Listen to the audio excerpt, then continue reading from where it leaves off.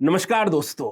हम सब ने रामायण बहुत बार देखी है। हमने रामायण में यह भी देखा है जब भगवान राम अपने पिता दशरथ के दिए हुए वचनों का पालन करने के लिए जब अयोध्या को 14 साल के लिए छोड़ने जाते हैं, तब जो अयोध्या वासी होते हैं वो बहुत दुखी हो जाते हैं, व्याकुल हो जाते हैं और वो भगवान राम से ना जाने की जिद करते हैं। क्या आप मानेंगे कि 21वीं शताब्दी में भी ऐसा ही प्यार, ऐसा ही सत्कार, ऐसी ही रिस्पेक्ट किसी एक आईएएस अफसर को भी मिल सकती है कि जब उनका ट्रांसफर किसी डिस्ट्रिक्ट से हो तो लोग भावुक हो जाएं, लोग रोने लगें, उनको उनके डिस्ट्रिक्ट तक, ऑफिस तक छोड़ने आएं और उन पर फूलों की माला की वर्षा करें। दोस्तों, ऐसा उन्होंने क्या किया होगा कि 21वीं शताब्दी में भी भगवान की तरह उनको पूजा जाने लगा, भगवान की तरह उनको वो रिस्पेक्ट मिलने लगी, लोग इतने भावुक हो गए।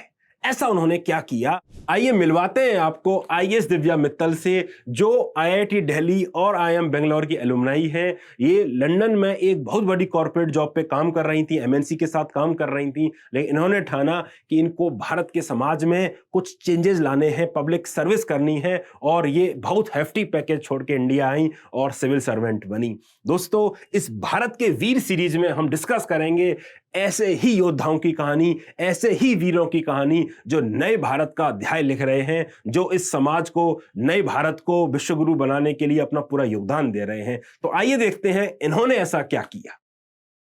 दोस्तों, ये जब as a Mirzapur district magistrate posted थी तो इनको बताया गया कि एक लहुरिया डह गांव है मिर्जापुर में, जिसमें आजादी के 7 दशक बीत जाने के बावजूद पाइप वाटर सप्लाई नहीं पहुंची है। इस गांव में पानी की बहुत बड़ी समस्या थी क्योंकि ये रॉकी टेरेन पर था। ये लगभग जमीन से 450 मीटर ऊपर ये गांव बसा हुआ था, जिसकी वजह से ग्राउंड वाटर और किसी स्रोत का पानी यहां पे नहीं था। जो आसपास के झरने थे वो सूख चुके थे, तो पानी की बहुत ज्यादा समस्याएं थी।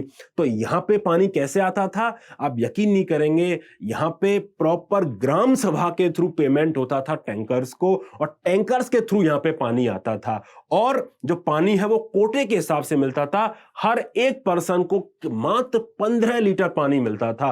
15 लीटर पानी, आप सोच रहे होंगे कितना होता है। आप जो नहाते हो ना डेली, आप एक जो बाल्टी पानी लेके नहाते हो वो 15 लीटर होता है। बताइए, आपके लिए तो पूरा पानी नहाने के लिए 15 लीटर, और इनके लिए सब कुछ करने के लिए पर पर्सन 15 लीटर पानी। क्या ये नाइंसाफी नहीं है? Ministry of housing and urban affairs जो मिनिस्ट्री है वो कम से कम 150 लीटर प्रति पर्सन पर पर्सन रिकमेंड करती है। आप सोचिए, अपनी जरूरतों का केवल 1/10वां हिस्सा इनको टैंकर के थ्रू सप्लाई होता था। लेकिन ये जो सप्लाइड वाटर था दोस्तों, ये आपको पता है कैसे डिस्ट्रीब्यूट होता था? ये आधार कार्ड के थ्रू डिस्ट्रीब्यूट होता था, ताकि लोग आपस में लड़े नहीं, झगड़े नहीं, आइडेंटिफिकेशन ऑफ बेनिफिशियरी सही से हो सके। तो आधार के थ्रू मात्र 15 लीटर पर पर्सन पानी टैंकर के द्वारा दिया जाता था, और इसका जो पेमेंट है वो ग्राम सभा करती थी, जो अपने आप में लगभग लाखों रुपए का बिल एनुअल बेसिस पे इनका बनता था।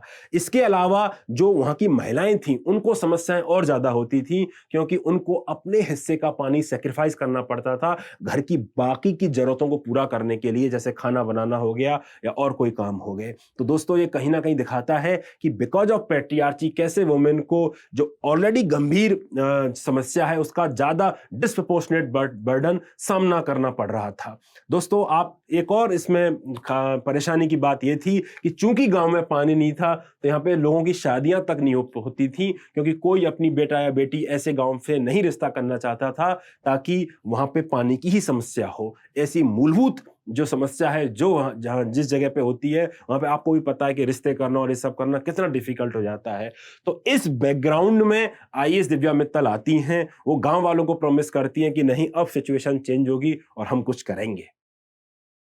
तो इन्होंने क्या किया? अल्टीमेटली इन्होंने टीम बनाई। इन्होंने बनारस हिंदू यूनिवर्सिटी से जो जियोफिजिस्ट थे, जो टेक्निकल पर्सन थे, उनको एक प्लेटफॉर्म पे लेके आए। इन्होंने जो जल जीवन मिशन की टीम थी, जो जल निगम जो यूपी गवर्नमेंट का था, उनको साथ में जोड़ा। साथ ही साथ में जो चीफ डेवलपमेंट ऑफिसर थे, तो प्रॉपर एक टीम बना के इन्होंने फाइनली पाइप वाटर को सप्लाई किया। जो यहाँ पे इस गांव में जो पुराने तालाब थे या जो पुराना जो कुआं था जो सूख चुका था, उसको इन्होंने रेन वाटर हार्वेस्टिंग की तरह यूज किया, ताकि उस पानी का इस्तेमाल पशुओं के लिए कराया जा सके या उन सब कामों के लिए कराया जा सके जो डेली बेसिस पे जो पाइप वाटर सप्लाई के थ्रू आएगा, टैंकर के थ्रू आएगा, जो वो काम नहीं कर सकते। तो इन्होंने वाटर रिचार्ज की वहां पे व्यवस्था करी और जो नीचे एक पानी इकट्ठा किया एक जगह पे और वहां से पाइप वाटर सप्लाई से पंपों के द्वारा इस पानी को उस गांव तक पहुंचाया गया। दोस्तों, इट वाज अ हरक्यूलन टास्क। आप मानिए 7 दशक तक अगर ये सिंपल काम जो हमको इतना सिंपल दिखता है लिखने में,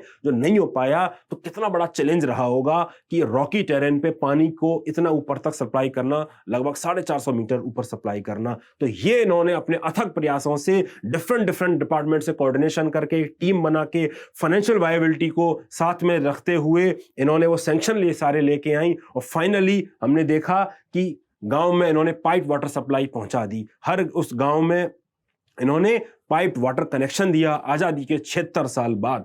तो दोस्तों, क्या ये बड़ी बात नहीं है? क्या ये बड़ी बात नहीं है कि आप एज एन आईएएस ऑफिसर इतना बड़ा चेंज ला पा रहे हैं कि पानी जैसी मूलभूत आवश्यकता आप 76 साल बाद, जो अपने आप में दुर्भाग्यपूर्ण है, लेकिन उस दुर्भाग्यपूर्ण स्थिति को आप दूर कर पा रहे हैं, ये बहुत बड़ा सुकून का पल देता होगा।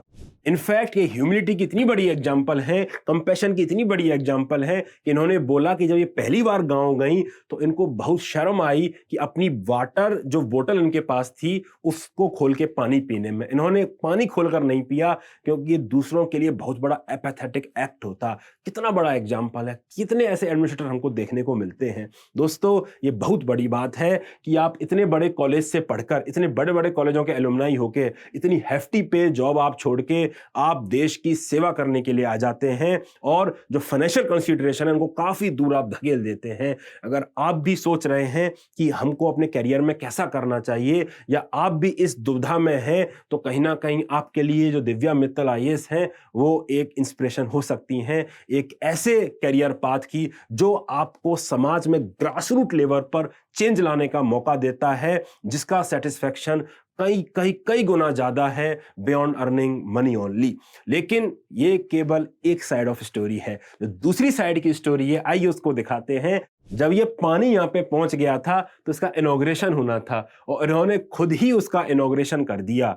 इस बात से जो लोकल बीजेपी लीडर थे, जो एमपीज थे, एमएलए थे, वो काफी नाराज हो गए। उनका कहना था कि जो गवर्नमेंट का जो प्रोटोकॉल है और जो कल्चर है इनॉग्रेशन का, उसमें लोकल रिप्रेजेंटेटिव का इन्वॉल्व होना बहुत जरूरी है। और दोस्तों, शायद यही बात थी कि इनका ट्रांसफर कर दिया गया बहुत जल्दी ही।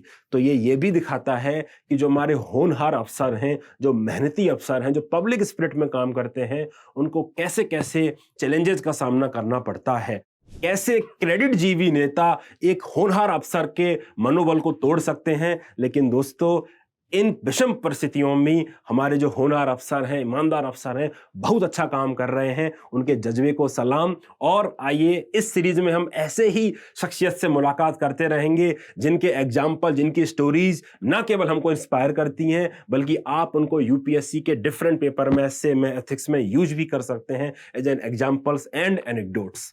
Please join my telegram channel.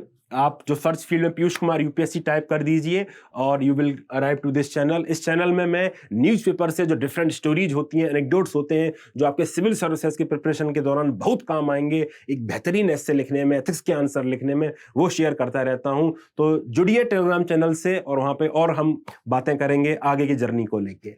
Thank you so much. मिलते हैं भारत के वीर के अगले एपिसोड में बहुत जल्दी। Till then, stay blessed.